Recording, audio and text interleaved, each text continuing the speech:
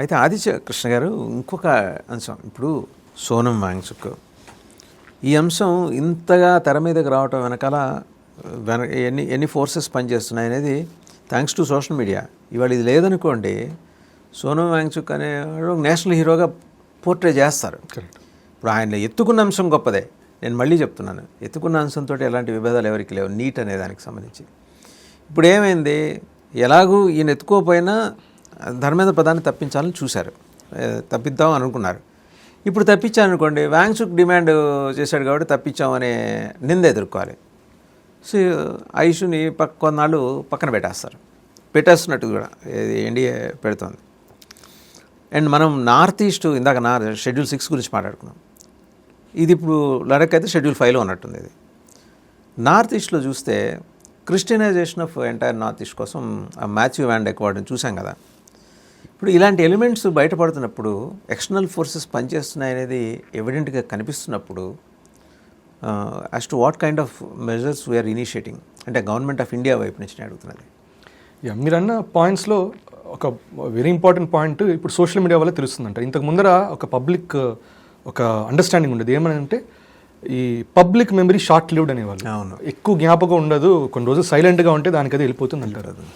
Social media వైపు వల్ల ఏమైందంటే ఇప్పుడు సోనం వాంగ్చుక్ ఇష్యూ వచ్చినా కూడా ఇప్పుడు కాదు, వాళ్ళు 1980s నుంచి ఎవడో ఐస్ గ్లేషియర్ తయారు చేసిన అతని నుంచి లాగి మొత్తం పెడుతుంటారు. వాళ్ళ నాన్నగారు ఇది చేశారు. ఇన్ఫాక్ట్ 3 Idiots సినిమా వచ్చినప్పుడు సోషల్ మీడియా ఇంత లేదు. అప్పుడు కూడా ఏంటంటే అబ్బా Sonam Wangchuk wow is top అని అనుకున్నాం, అంటే ఆయన ఇన్నోవేటర్ అనుకున్నాం.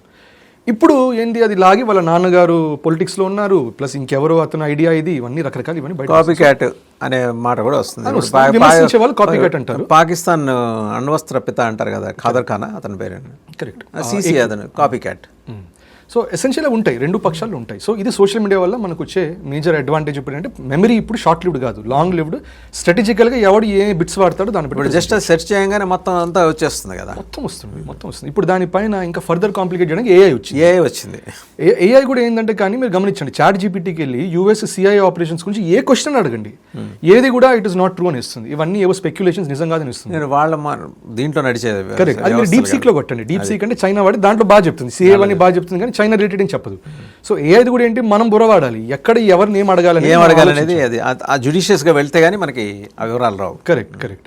ఇప్పుడు మనం నార్త్ ఈస్ట్ విషయానికి వచ్చేసరికి బ్రిటిష్ టైం నుంచి స్ట్రాటజీ చేశారు. వాళ్ళు ఏం చేస్తారు, అక్కడ ఇన్నర్ లైన్ పర్మిట్ పెట్టేసి, ఇన్నర్ లైన్ పర్మిట్ వల్ల అప్పట్లో సాధు సంతులు కూడా వాళ్ళు హిమాలయన్ బెల్ట్ మొత్తం వెళ్ళేవాళ్ళు. హిమాలయన్ బెల్ట్ మొత్తం ట్రావెల్ చేసే సాధు సంతులు ఇన్నర్ లైన్ పర్మిట్ లేదు, వెళ్ళడానికి వీల్లేదు అన్నట్టు చాలా మటుకు రెస్ట్రిక్షన్స్ మొదలుపెట్టాయి. హిందూస్ కూడా వెళ్తుండే వాళ్ళు, వస్తుండే వాళ్ళు, అన్ని బ్లాక్ అయిపోయింది.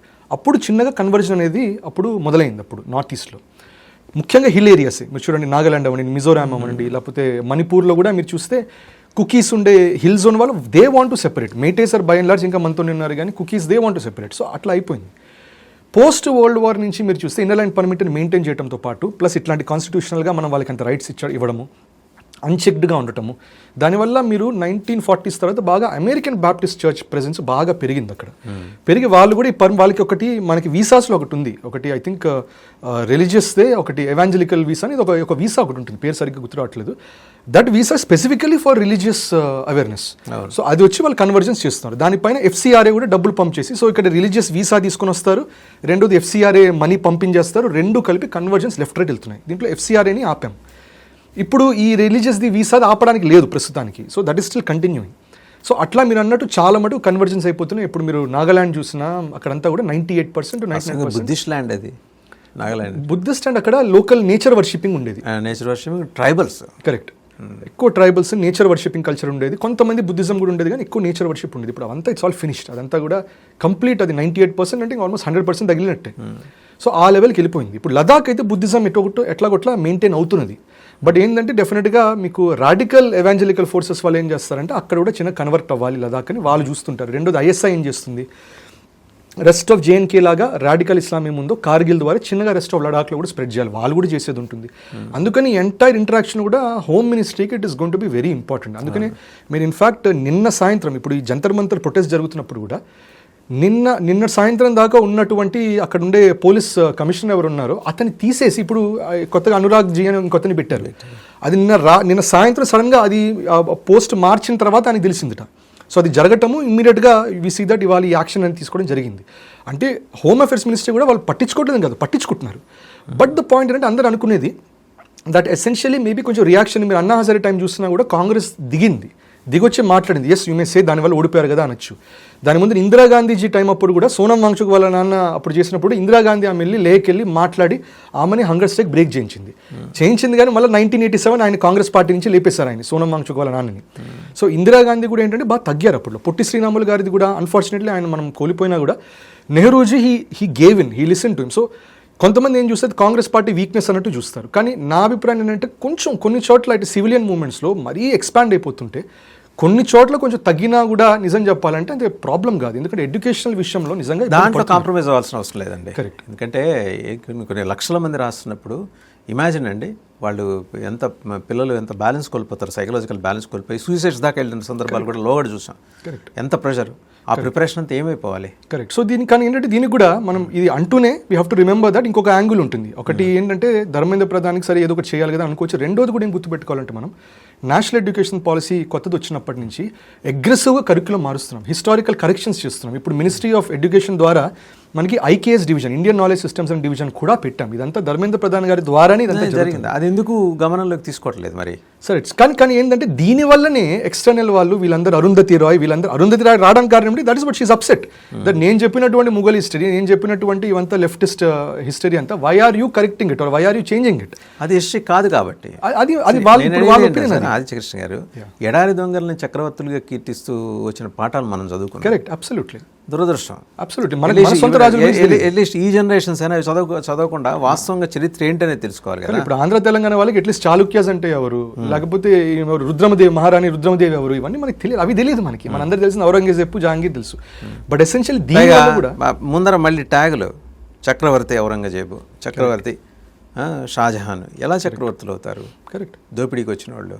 కరెక్ట్. అప్పుడు ఐ థింక్ ఛత్రపతి శివాజీ మహారాజ్ మీద కూడా కొంచెం అట్లా సరైన భాషలో రాసలేకపోతే అది కూడా కరెక్షన్స్ చేశారు. సో దీనివల్ల కూడా అప్సెట్ ఉంది. అందుకని గవర్నమెంట్ కూడా ఏంటి, ఒకటి ఇంత పెద్ద మ్యాసివ్ సివిలైజేషన్ చేంజ్ చేస్తుంది జరుగుతుంది సార్. కరెక్ట్. అది వీళ్ళు కౌంటర్ చేయడానికి ట్రై చేస్తారు ధర్మేంద్ర ప్రధాన్. బట్ అన్ఫార్చునేట్గా ఇవి జరిగాయి, యూజీసీని నీట్ జరిగింది. సో గవర్నమెంట్ రెండూ చూస్తుంది. But end of the day I feel that ఇట్లాంటి ప్రొటెస్ట్ జరిగినప్పుడు ఫోర్స్ఫుల్గా ఇప్పుడు what ever is happening, but end of the day ఏంటంటే ఎక్కడొక్కడ కొంచెం ఒక హ్యూమన్ టచ్లోకి రావాలి. అన్నీ కూడా యూజీసీ అప్పుడు కూడా స్ట్రాటజిక్ సైలెన్స్ మెయింటైన్ చేశారు. గవర్నమెంట్ ఏమి కమెంట్ చేయలేదు, దానికైతే డై అయిపోయింది విషయం. కానీ జనాలు మర్చిపోరు అది. సో ఇవన్నీ ఐ థింక్ చిన్నగా it should be repaired. Especially ఇప్పుడు రామ్ మందిర్ నుంచి బయట అదే ఆ స్కామ్ బయటపడింది. ఇథనాల్ మీద అన్ఫార్చునేట్గా చాలా మిస్ఇన్ఫర్మేషన్ జరుగుతున్నది. దానిపైన మనం ఇది ఇప్పుడు నీట్ రిలేటెడ్ ఇష్యూ జరుగుతున్నది. సో ఇవి రకరకాల ఇష్యూస్ బయటకు వస్తున్నప్పుడు I think government should be very very careful. And దాంట్లో కొంచెం కొన్ని చోట తగ్గాల్సిన చోట మేబీ తగ్గాల్సి వస్తుంది వాళ్ళు. రైట్. థ్యాంక్ యూ ఆదిత్యకృష్ణ గారు, thank you very much. So చూసాం కదా, తగ్గాల్సిన చోట తగ్గాలి. తగ్గినంత మాత్రాన అదేదో అవమానంగా భావించాల్సిన అవసరం కూడా లేదు. Yes, there are certain issues. Government of India ఇక్కడ పరువు ప్రతిష్టలకు పోవాల్సిన అవసరం లేదు. పిల్లలకు అన్యాయం జరిగినప్పుడు దాన్ని అడ్రస్ చేయాల్సిన మెకానిజంని డెవలప్ చేయటము, లేదా ఆల్రెడీ మెకానిజం ఉంటే దాన్ని ప్రాపర్గా అది ఎగ్జిక్యూట్ అవ్వడానికి కావాల్సిన ఒక ఎకోసిస్టమ్ బిల్డ్ చేయటం, ఇవన్నీ భారత ప్రభుత్వం మీద ఉన్నాయి, ఆ బాధ్యతలన్నీ ఉన్నాయి. ఆ దిశగా అడుగులేసి ఇప్పుడు సోనం వాంగ్చుక్ భుజం మించి చుక్ లాంటి వాళ్ళ భుజం మించి తుపాకీ పేలుస్తున్న ఈ విదేశీ శక్తులు ఉన్నాయి కదా, వాటి సంగతి పట్టాలి.